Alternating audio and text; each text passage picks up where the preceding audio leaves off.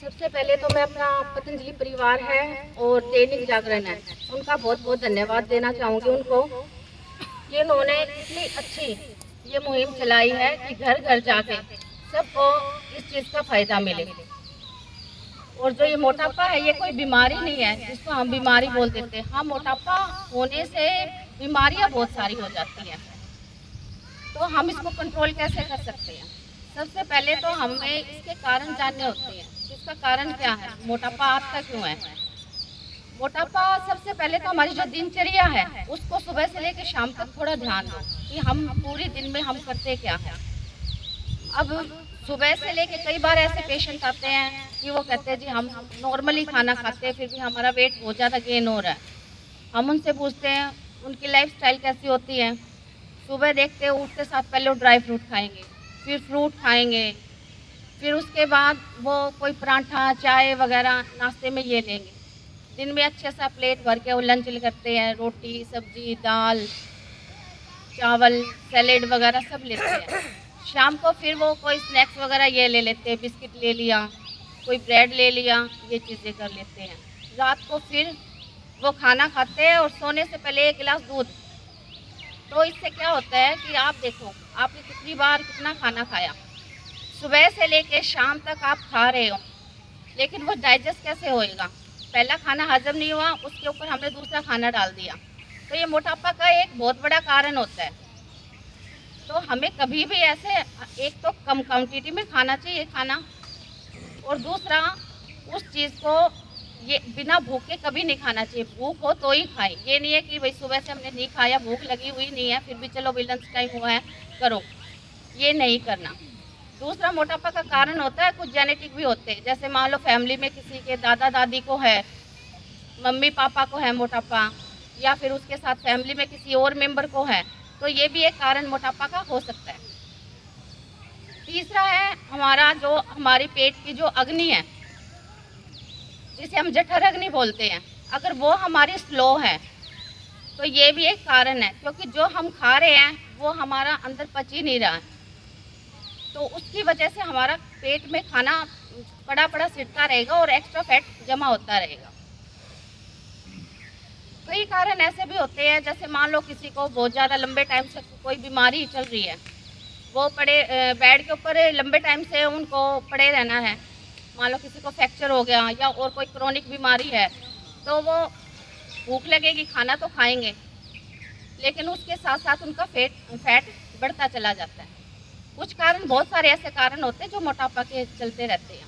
अब इनसे मोटापा अगर जिनको हो जाता है उनसे बीमारियां क्या क्या होती है, जैसे बीपी है, शुगर है, थायराइड है, हार्ट की प्रॉब्लम हो गई है, उसके साथ साथ मान लो ब्लड थिक हो जाता है, सांस फूलने लग जाती है, पैरों में स्वेलिंग आने लग जाती है, चलते चलते जैसे कईयों को चक्कर भी आने लग जाते हैं, घुटने की दिक्कत है। ये सबसे एक मेन कारण होता है। जब मोटापा आ जाता है तो उनके नी में पेन होना स्टार्ट हो जाता है, क्योंकि जितना भी वेट है हमारा वो हमारे पैरों के ऊपर आता है। ये बहुत सारे कारण हो जाते हैं जिससे हमारे बीमारियां धीरे धीरे बॉडी में फैलने लग जाती हैं। अब हम उनको कैसे ठीक करें? उनको ठीक करने के लिए आयुर्वेद में कुछ ऐसी चीज़ें होती है जो आपके सारी चीज़ें आपके घर पर ही होती है। अगर हमने मोटापा कम करना है तो सबसे पहले हम ये ध्यान दें कि जब भी आप खाना खा रहे हो उस खाने में मोटापा कम करने में आपने मीठा, खट्टा और नमकीन ये चीज़ें थोड़ी सी अवॉइड करनी पड़ेगी, और उसमें थोड़ा सा तीखा आपके खाने में और थोड़ा सा कड़वा, जैसे मान लो करेला की सब्जी, ये चीज़ें थोड़ी ज़्यादा मात्रा में रखनी है। एक, जब भी आप खाना खाओ आपका मोबाइल, आप कोई टीवी देख रहे हो या किसी से आप बातें कर रहे हो, ये आपने खाना खाते वक्त नहीं करनी। आप जब भी खाना खा रहे हो बिल्कुल शांत मन से खुशी खुशी उस खाने को बिल्कुल चबा चबा के खाओ, ताकि जो हम खाना खा रहे हैं और हमारी जो खाना खाते वक्त जो हमारी राल होती है मुंह में, जो हमारा सलाइवा होता है, वो खाने में मिक्स होए, उसको डाइजेस्ट करने में हमारी सहायता मिले। ताकि वो हमारे पेट में अंदर सिड़े नहीं। तीसरा, जब हम मान लो हम खाना खा रहे हैं, भूख हो तो ही खाओ, बिना भूख के मत खाओ।